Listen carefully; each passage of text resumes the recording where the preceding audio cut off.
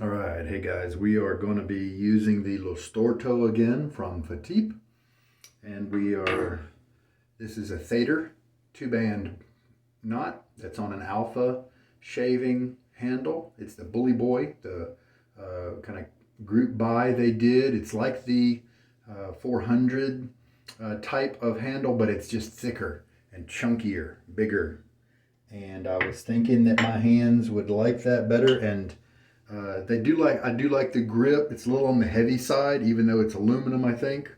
But um, but the knot, I'm just experimenting with the knot right now because it's maybe right on the verge of having a little too much backbone for me. I was Peter Sutcliffe. He is an England Peter. I have a South China Peter that both those guys are viewers that comment often, and we have great conversations. He likes the Rapira Platinum Lux. Either he was going to try that on his slant that he has, or he has this very one, or something like that. And that hit me. It made me think that there are a whole bunch of blades that I never use because they just don't do as well as like my top 10, like Gillette Silver Blue, Gillette Platinum, Pole Silver. Um, let's see. Sometimes I'll play with those Wilkinson swords. The Astras are terrific. Feathers, Kais. The 7 o'clock, black, green, yellow. There's just a whole bunch of really good blades out there that you can just focus on those and have a huge big variety. However, there are a ton of second string and third string blades, and I've tried three of the A-list blades, and of course I'm talking about from me. Just because it's on my list doesn't mean it's a great blade for you. Blades are super subjective. I want to make that clear. But it made me think. I never liked the Rapiras. They never really did me any good. But this is a whole different kind of razor. So let's try one. Now, unfortunately, I couldn't find my Rapira Platinum Lux, and so this is not the exact Rapira model that he was mentioning, but it's the Rapira Super Steel, Swedish Supersteel. We're going to try it, and I have used this blade before, and it wasn't enjoyable. Oh, it's spelled Esbjerg, and so Esbjerg, if I want to say all the letters the way Americans say them. If the J is actually like a Y sound, Esbjerg or something like that, then maybe that sounds a little nicer. So I don't know how to pronounce it. It's made in Austria, and so I'm guessing that's German. And so this is the cream. I got it in I purchased several soaps at once, a lot, we call them. And this, who knows? Never tried this brand before at all. And this is Verbena. The scent is Verbena, and it is a cream. This is the same size jar that the Art of Shaving puts their stuff in. All right. This is a blade that has the paper outer envelope, and it also has the waxy, not very waxy actually, it's just normal paper inside. Let's see if it has those glue dots that some other blades do. A little bit, yes. Not very much at all. So it's not enough to get on your razor, that kind of thing. And usually with the Rapira blades, they'll have it written in Cyrillic, for Russian, and then they'll have it in English type letters. I believe we call those Arabic letters. On the other side. So this is the Super Steel. First use. I couldn't find my other Super Steel that I had used a couple years ago. So we'll just see. Oh, now this one, as I put it on the pins, this one must have slightly different specs for the holes in the blade. They must be a little bit larger because my other blades they bound up a little bit, and I had to be a little careful as I put them in and pressed properly and all that stuff.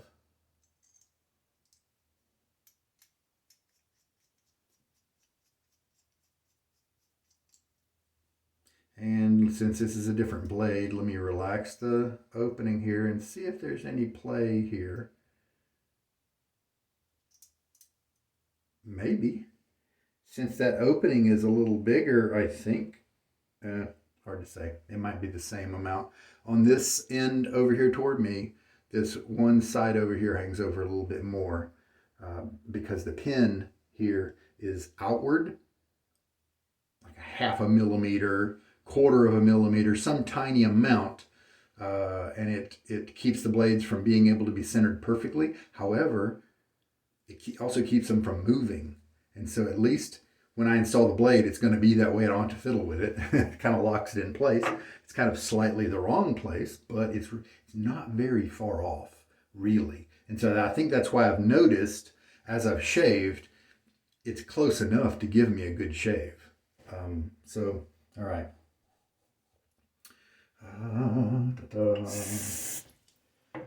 So the cream. Now, sometimes soaps come with these little plastic lids, and that just helps to give you a good seal so that when the cap is on it, it locks it down really nicely. Especially with creams, that helps them not to dry out.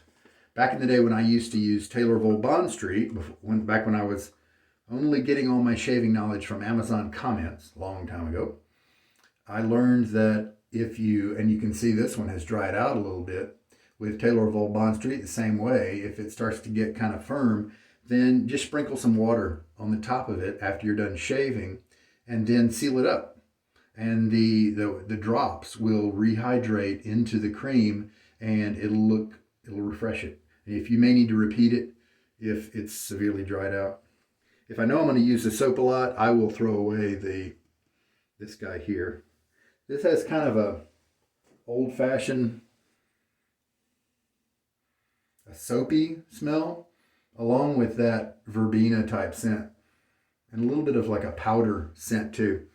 A little kind of that ladylike traditional barbershop, traditional scent, kind of like that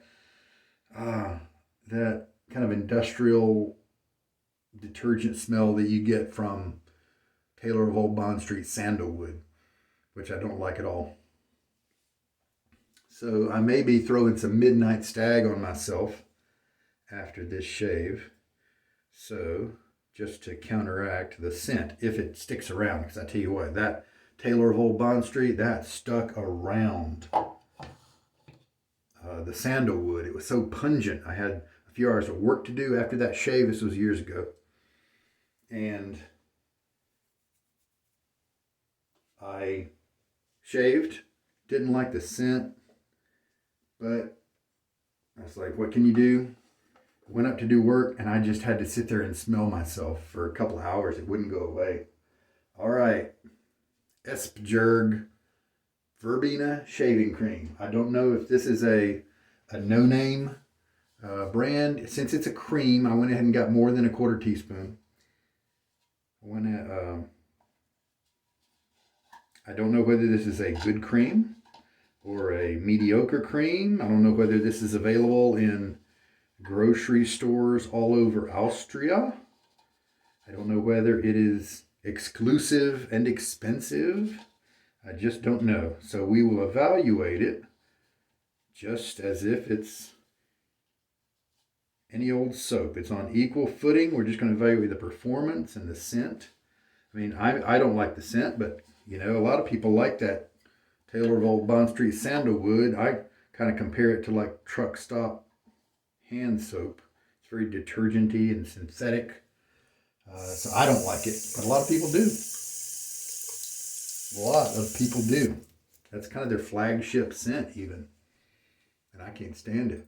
As a matter of fact, that's the only soap, and I bought lots of soaps from Amazon in the beginning. It's the only soap I ever returned to Amazon.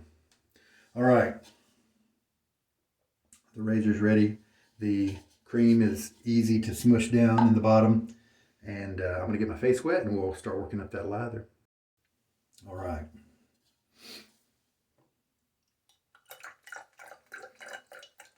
was talking to somebody online today,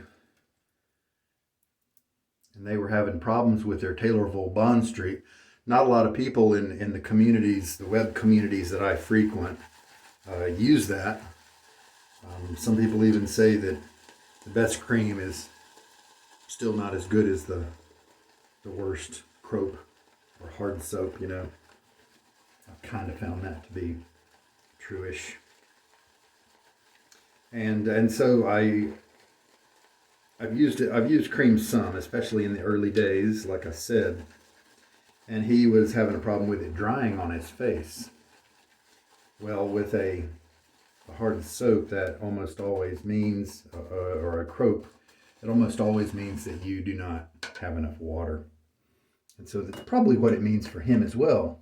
And he even said that, I believe I've overwatered it, and so I don't think I need more water. But you know what? I bet he probably does. And he's just doesn't know. A lot of people are surprised at how much water you can actually push into soaps and lathers. One of the benefits of creams, even though they may not get to be a good performer or as good of a performer as the cropes, that doesn't mean they're bad performers, right?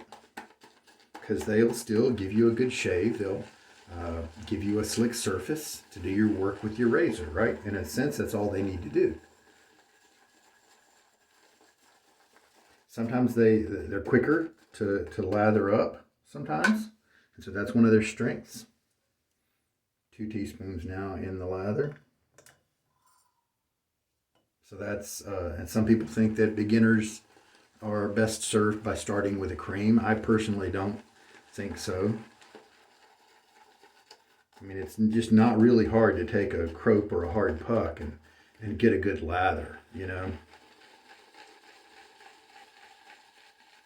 It's just not difficult. So I think ease of getting started and stuff isn't really a great reason to use something that just doesn't perform as good.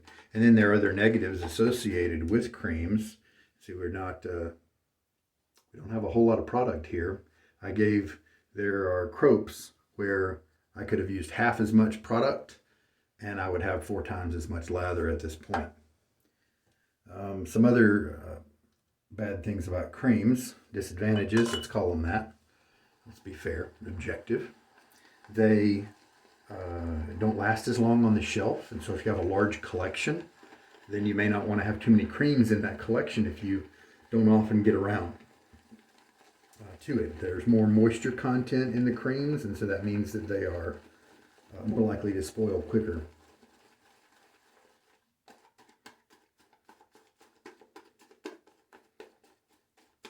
Thought of another one. Generally, because they have more moisture content, you are paying the same or more than you are for a crope, but you're getting less number of shaves per tub since you have to use more product. Because it's a higher moisture content.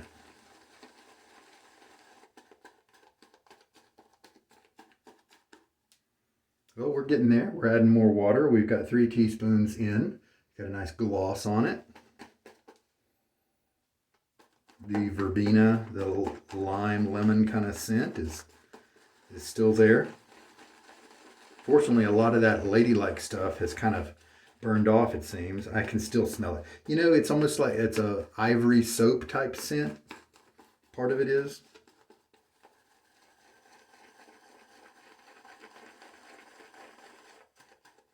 You know what? And I don't know how.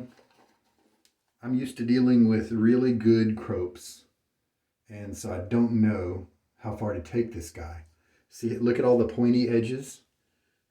It's not as bad as some moonscapes that you've seen me make in the starting times, but it's pretty firm. He's not moving after he dropped off. But I'm afraid to push too much water in there. So let's just go with this. I can always add more water. The good thing about a cream is that you can always just press the cream into the bowl there, and if you get it wrong and don't add enough cream, you can just do that. because it's with a crope, you kind of run the risk, because if you put a chunk just down in the bowl, like dropping a chunk in there to add more soap to your mixture, sometimes that, if it doesn't adhere to the side of the container, you'll move your brush and it will just get pushed around by your brush instead of actually getting integrated into the lather. I've definitely seen that happen. All right, face wet. Let's see what Esbjerg cream feels like. See if it's too watery. Wow, look at how it's just kind of disappearing. I'm guessing it just can't take that much water. Wow, it just died. This, even now, this is, I would keep adding water to this if this were a crope, but the cream, and this is what I'm talking about. This is why creams are a little bit lower performance. So let's switch gears and experiment with how to rescue when you haven't gotten enough soap. So I'm going to take my finger, kind of scrape up some cream here. Just kind of put it right on my face there. Because, I mean, you can also kind of put it right in your brush.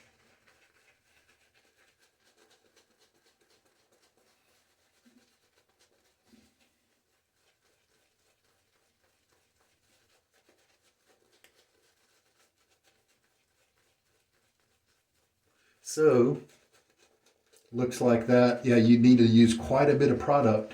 So not only in terms of volume, would I need to use more product with this cream than I would a crope like Stirling or Chiseled Face or, Barrister and Man, but looks like I'd probably have to use 2 or 3 times the amount.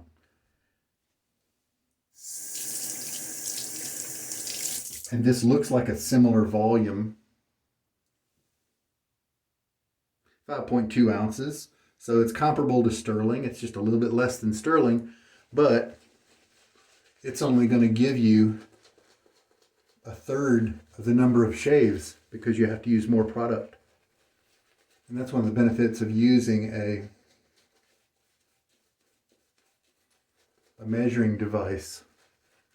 Now, maybe this brand is cheap in grocery stores, What if it was like €3 or something like that? See, it might be worth it then, Just have to, yeah, pretty slick.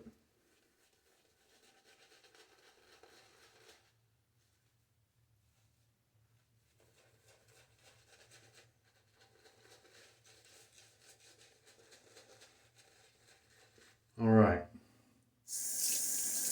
I'll probably have to smear some more on my face for the second pass as well. So we might be talking more like 4 times as much product as Stirling might need. All right. So, Rapira Swedish Supersteel in the Lo Storto, which did not do, it did okay. It did merely okay with, oh, now this is doing well. Now this could be because it's not cutting very well. We'll just have to see.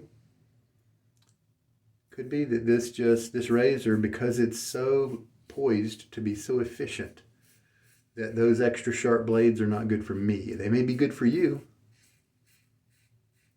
Yeah, this blade is making it feel more like a normal razor and not a slant. Now the blade has nice firm hold. I'm not feeling any flexing or, hearing too much in terms of chattering. But I feel very in control. I don't feel like I'm going to have any problems with the blade giving me any kind of irritation or anything like that. All right, rinse. All right, maybe this stuff just needs about a 1/4 teaspoon per pass, and that's kind of what this is. let's just try it. See what happens. Oh, came off. Smear it on my face here, almost like a shave stick or something like that. And if you like this a scent from this company and want to use this soap formula, then knowing that you just smear it on your face and go could save you some time.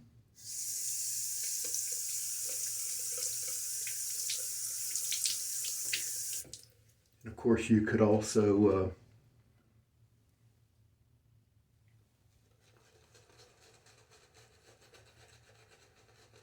brush load from the tub, since we figured out you do need quite a bit of product. Adding water to the brush now.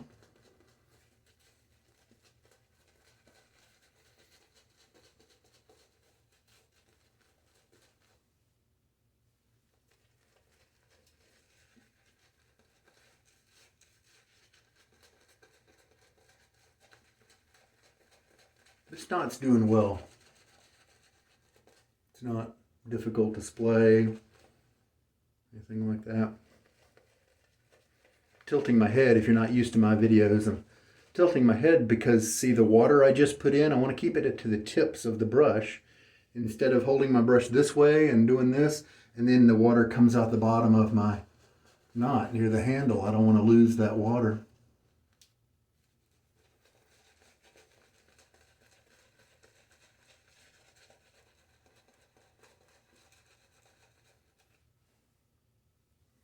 So I've used 4 teaspoons so far, with 3 of that being to make, in a futile attempt to make the bowl lather. Now, am I saying you can't bowl lather this stuff? Nope. I'm just saying you just have to use a lot more product than I did.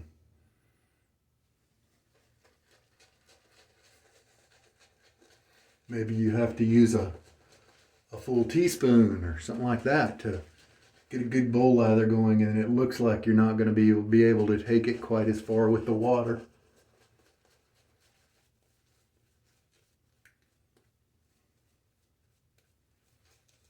And to me, this is just a lot of work, having to redo the lather each time. But of course, if I use this base, if I use this soap a lot, then I would figure out how much soap I would want to put in my bowl, and then of course I'd have the bowl full of proper lather that I would use, and I wouldn't have to go through the chore of kind of face lathering each pass. Or if I was a face latherer, then I might start with this at the very first pass, and then gather up some excess like this and put it on my brush, save that for the next pass. And then the brush, of course, is going to have some more concentrate on it. So, this is definitely an inefficient way because I'm having to adjust as I go. So this could definitely be, this technique could definitely be refined. Now we'll do a cross grain.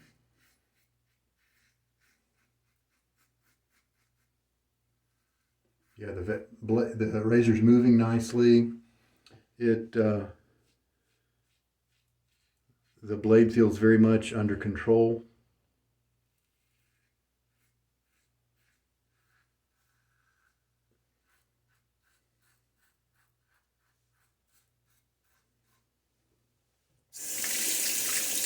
Oh, this just smells.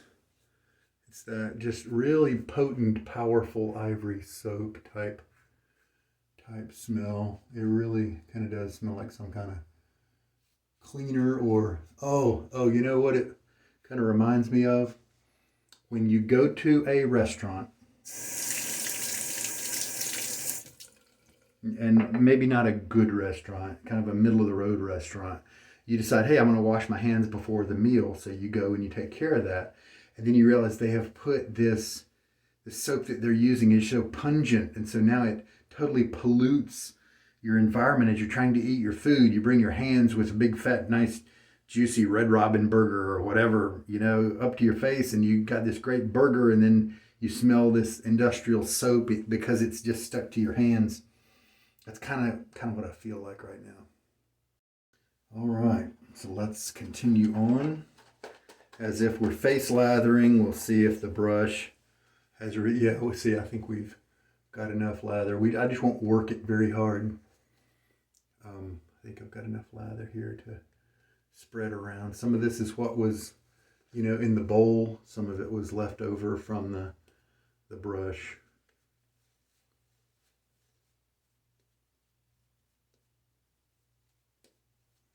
The face lather that I did just a second ago.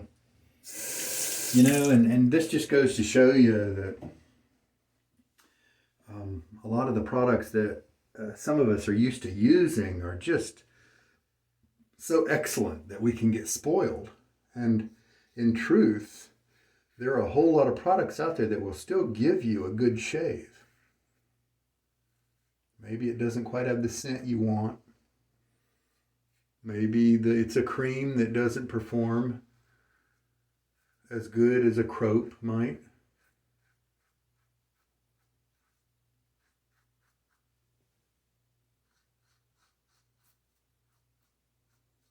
Now that was very good. That's my kind of test right there. On the third pass, I go from here up this way. And how does it feel? And I don't know if I'm cutting. Oh no, see, I've got a good bit of hair there that really, I see the length on the tips. So this blade is more comfortable than the others, but it may not be cutting as closely, and that's why it's more comfy. But, you know, maybe I'll do a touch-up pass. Let me get a good rinse and take a better review at it. This blade is not cutting quite as well as those others, but it's close. But it's not some kind of discovery or, you know, miracle item. Now, maybe like Peter was saying, maybe that Platinum Luxe from Rapira is the way to go. We'll just have to see. And but this is, I mean, it's adequate. It's close enough to the others, and so if this is a cheap blade, then maybe that's a good deal. I was looking on Amazon, and those Platinum Luxe blades are pretty cheap. They are $9 on Amazon. You might be able to find a better deal somewhere else, like Maggard Razors or, you know, somewhere like that. And let me do that same stroke here that I did before. And because I'm doing it again, maybe I will. And as you can see, I don't have a really thick ton of shaving lather on my face here, because you just need a little thin part. And you know, this may not have kind of a luxurious creamy feel to it. It feels kind of light, but it is leaving behind a very slick, a very a residual slickness, a secondary slickness, like my face is still that way. Now, also one of the things about some creams, you can look at sometimes the ingredient list has a ton of chemicals and weirdness to it. Let's take a look. I'm not really qualified to look at these items here and tell you whether it's a good soap or not based on ingredients. Let's see. Aqua, water is the first ingredient. You're usually not going to see that on a crope. Stearic acid, glycerin, potassium hydroxide, those are all kind of normal. Coconut oil, normal. Sodium hydroxide, normal. Rice bran oil, that's interesting. Fractionated coconut oil, sodium thiosulfate, rosemary leaf extract, sage leaf extract, salvia leaf extract, well, Salvia officinalis, and it says sage again with that. That's weird. Sunflower seed oil, lemon verbena oil. Okay, eucalyptus, oil, limonene, citronellol, citrol. Huh, okay. Well, in general, that looks like it's a bunch of natural stuff. So for you guys to whom ingredients are important, that seems like they're choosing good ingredients here. That would be my guess. I'm, like I said, not absolutely sure, but I don't think I heard too many things that were weird. All right. As another reason I wanted to read some of those ingredients out to you is because I wanted to give my face time. It's not fully rinsed, you know. I just did that shave right here. I do feel just a hint of tenderness right there, but it's the kind that'll just go away in a few minutes, so I'm not concerned about that. I do still smell on me the kind of the verbena lemony limey type scent. It's not, and fortunately a lot of the floweriness and all that is gone. So that's good, but it's still not really something I want to smell a lot of. So I've got, since I have a little bit of tenderness down here, I'm going to use a balm instead of a splash. Now, a splash would definitely tend to mask the soap's scent.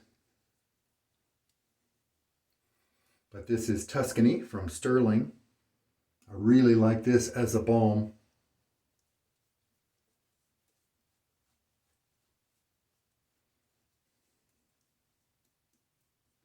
I did feel just a little bit like my cold water rinse. I felt a little bit in terms of maybe where the razor did no nicks or anything like that, but just a little bit of razor burn. I think that last touch-up pass where I repeated that directional shave right here, I think that got me pretty well. I think it's got me a nice close cut there. Tuscany's nice. Now this soap brings out a whole different part of Tuscany. The sweet part that I like about it is not there. It's almost like a wild cherry scent normally, but a lot of that is masked right now because of this soap. Wow, what a difference. That's like one of those Kool-Aids that starts off clear and then you pour the water in and it changes color, or something like that, where it looks purple but then you taste it and it tastes green, or whatever. I used to do that a while back. All right, well, I'm going to clean up. I definitely won't be using this cream again. It performed okay once I figured out that you needed quite a bit of product. And so it's going to serve somebody well who maybe likes a stronger lime and soap powdery type of scent.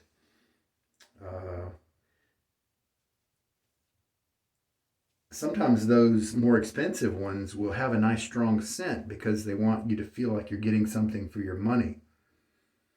If this is a pricey soap, like this is kind of Castle Forbes is another cream brand that it really disappointed me because of its lack of performance and relatively high price.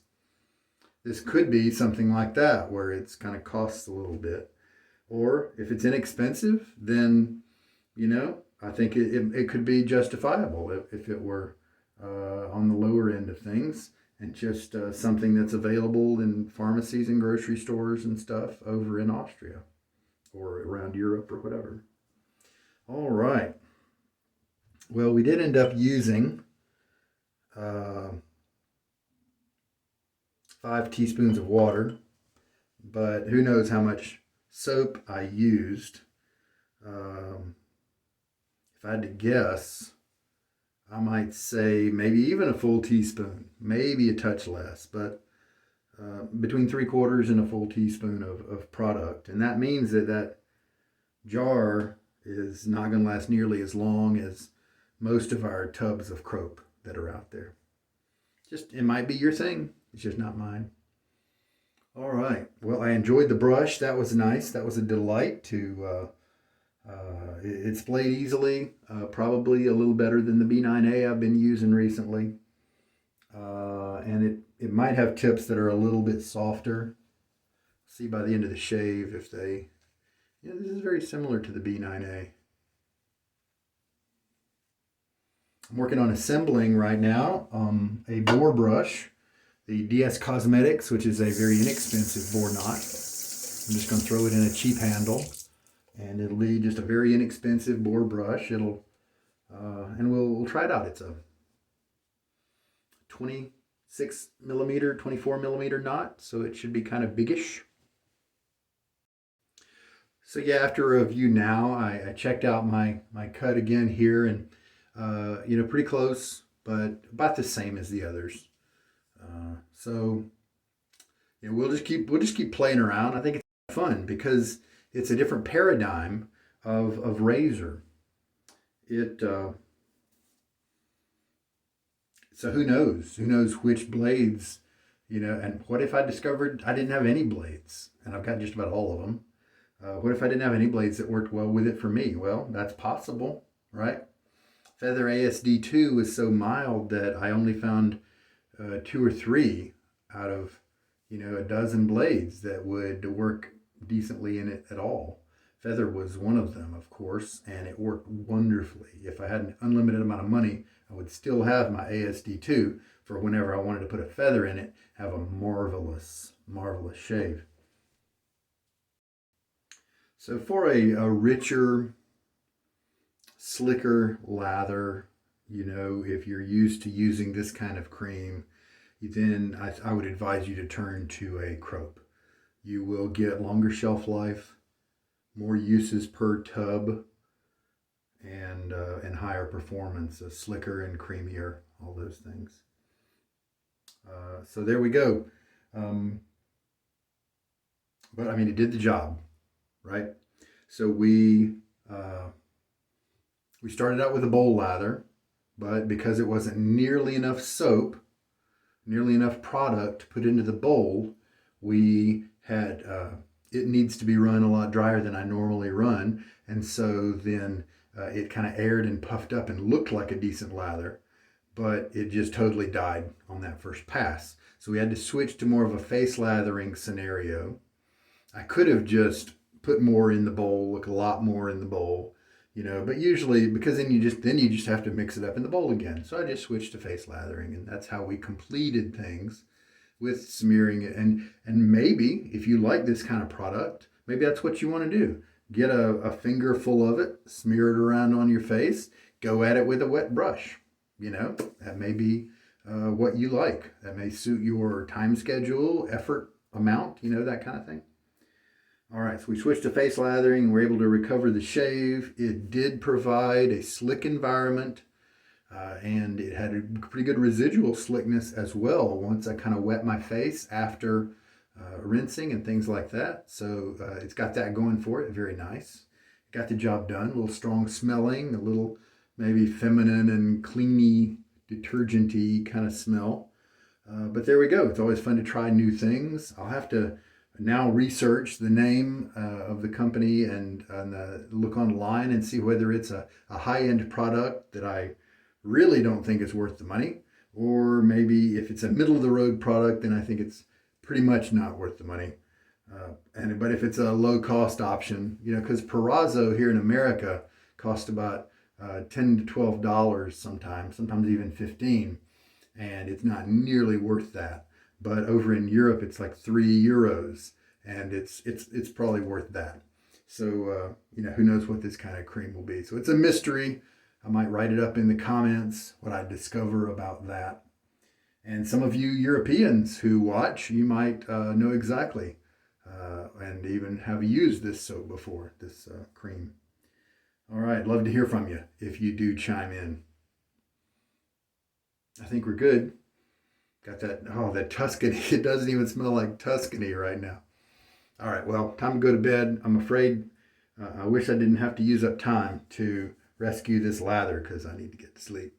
But that's okay. You guys take care. This is Sugar Daddy Shaves, and I sure hope that this video, even the mistakes, even the mess ups, even the rescues can sometimes help people to learn something new. I know I get something from it, and I've heard back from a lot of you guys when we have to rescue and things like that, that there are things to learn during the mess ups as well, right? All right, now, take care. Good night.